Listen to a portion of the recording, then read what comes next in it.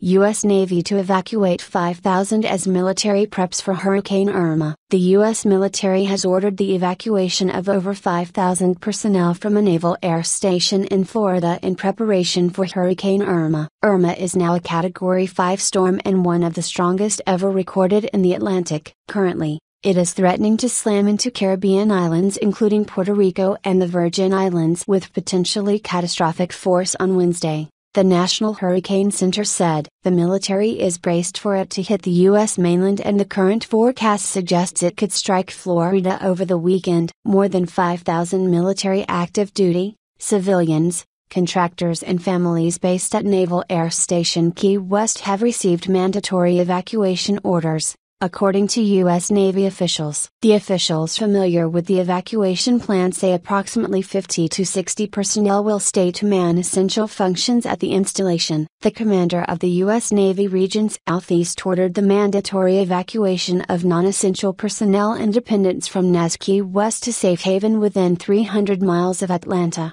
Georgia, according to Navy spokesman Bill Doherty. Navy officials tell CNN that aircraft, including fixed-wing planes and helicopters, will be moving inland from Jacksonville and Mayport, Florida. Submarines are preparing to evacuate or have been evacuated from Naval Submarine Base Kings Bay in Georgia, according to several Navy officials. In the coming days, other Navy installations may be ordered to evacuate. Doherty said Naval Station Guantanamo Bay, Cuba, will shelter in place for the storm as it passes north of Cuba. Joint Task Force Guantanamo is closely monitoring the progress of Irma and is taking appropriate measures to ensure the safety of the detainees. Plans and procedures are in place to ensure for the safety of the detainees throughout this event, Department of Defense spokesman Major Ben Sacrison said. Currently, 41 detainees are being held at Guantanamo. The USS Iwo Jima and USS New York are due to leave Mayport,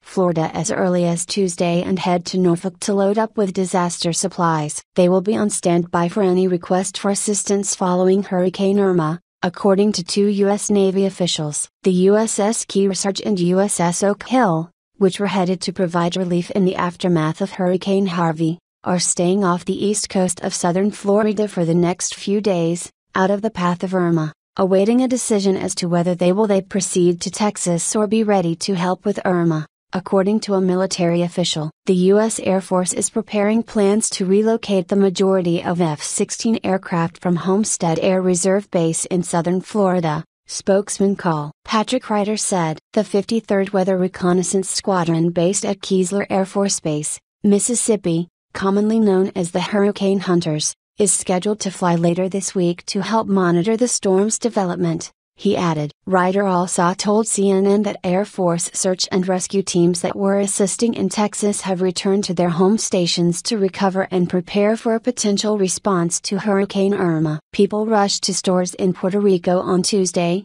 emptying shelves of food and water as worry set in ahead of Hurricane Irma's expected impact Wednesday on the U.S. territory. Puerto Rico Gov. Ricardo Rossello declared a state of emergency and activated the National Guard in preparation. Those living on the Commonwealth braced for the hurricane's potentially devastating winds and deluge, fearing if the Category 5 storm knocks out power from the bankrupt island's weakened electrical system, it may take weeks or months before power is restored. Power, is something absolutely necessary, especially due to Puerto Rico's weather. We need to have the AC or fan on all night, a woman told CNN affiliate WAPA. Last month, the director of Puerto Rico's power utility, Ricardo Ramos Rodriguez, said several factors have made the island's electric system vulnerable and fragile. WAPA reported. One of those is the shortage of employees. Many workers recently retired or left their jobs for better prospects on the U.S. mainland, Ramos Rodriguez said. Hurricane Irma is churning toward the northeastern Caribbean. The forecast has it hitting around Antigua and Barbuda, St. Kitts and Nevis, and Anguilla by late Tuesday or early Wednesday, before impacting the British and U.S. Virgin Islands and Puerto Rico later that afternoon. The storm's path is uncertain, but Florida is also bracing for Irma's impact. In a letter to President Donald Trump, Roslo asked for federal assistance. The governor also asked the president to declare a state of emergency. Hurricane Irma's magnitude compares to no other weather system in the recorded history of Puerto Rico,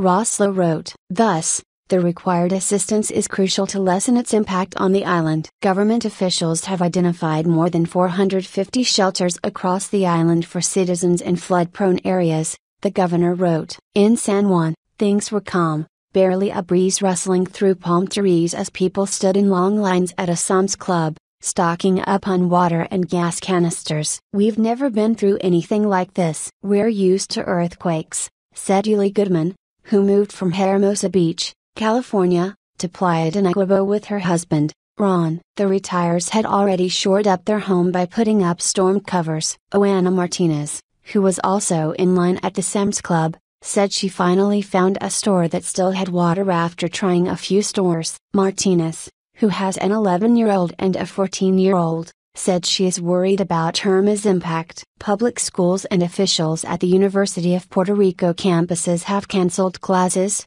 and many businesses are closed. Make a U-turn and die in the ocean, Irma. The Caribbean islands don't need more problems. Twitter user Tropical wrote about the storm. Puerto Rico could see natural devastation as it struggles with its own economic disaster. The country's economy has declined over the years because of government overspending, a heavy dependence on debt and a costly, inefficient energy system. In May, the financial crises led the Commonwealth to file the largest municipal bankruptcy in U.S. history. The U.S. territory has $74 million in debt and another $50 million in pension obligations on the books. Roslo said the country has money ready in case of an emergency, despite the economic conditions. There is $15 million for an emergency fund set aside in the island's budget, officials said. Less than 2 weeks after Hurricane Harvey devastated parts of Texas and Louisiana, another potentially catastrophic storm was bearing down on the Caribbean and could threaten Florida later in the week,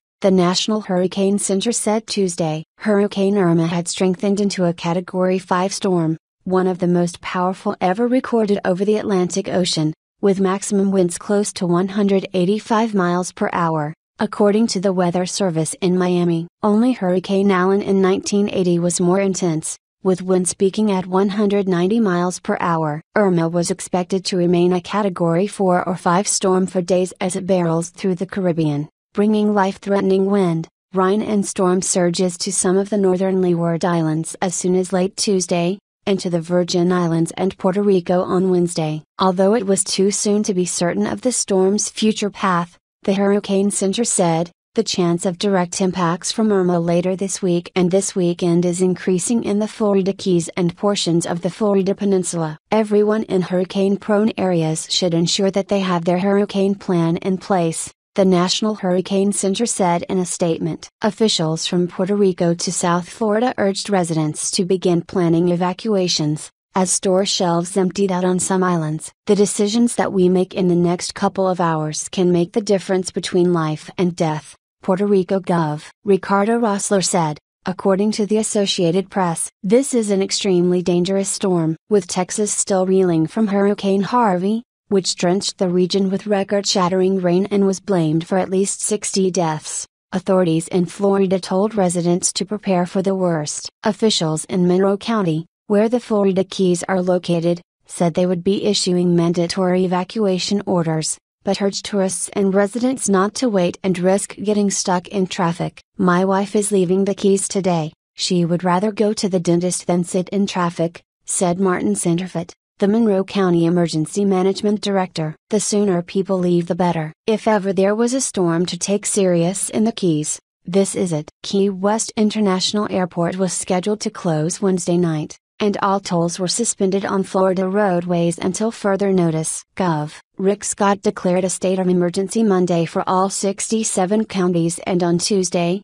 activated 100 members of the Florida National Guard, directing all 7,000 members to report for duty on Friday. Scott also asked President Trump to declare a pre-landfall emergency for Florida, which would bring federal aid that could be used for protective measures such as shoring up beach dunes, building emergency berms and planning for potential evacuations, according to a statement from the governor's office. With Hurricane Irma now a Category 5 storm, we must do all we can to prepare our families and communities for any potential impact from this major weather event, Scott told reporters in Naples, Florida. While we hope for the best, we must prepare for the worst. Residents from Tallahassee to Miami heeded the governor's call, swarming gas stations, grocery stores and hardware outlets to prepare for the storm. In St. Petersburg, on Florida's Gulf Coast, residents jammed a Home Depot, carting out sheets of plywood and other supplies to protect their windows. Russell Arsenault, a self-employed tradesman, emerged from the store loaded with a stack of plywood and solar boards. He and his family had already been to a grocery store to stock up on water, canned goods, flashlights and batteries. After seeing what happened in Texas, and what they went through, we're trying to take all the precautions we can, Arsenault said in the parking lot. I think the governor's made the right call considering what may happen. The idea of 170-mile-per-hour winds scares the hell out of me. Over in Wesley Chapel, a suburb of Tampa, a soldier-turned-lawyer, Gary DePuri, said he too believed in being prepared. There are hour-long lines at the Sam's Club here just for basics like water and fuel, DePuri said by phone. With water already sold out and gas priced at $2.59 a gallon because of Hurricane Harvey, if you waited until today to prepare for Irma, it's already too late. The northern Leeward Islands, including Antigua and Barbuda, were bracing for 8 to 10 inches of rain along with storm surges and large breaking waves that officials warned could raise water levels by as much as 7 to 11 feet above normal. Irma was also forecast to bring 4 to 10 inches of rain to both Puerto Rico and the Virgin Islands. Meanwhile, the U.S. Hurricane Center said that a new tropical storm had formed over the central Atlantic on Tuesday. Tropical Storm Jose was expected to become a hurricane by Friday.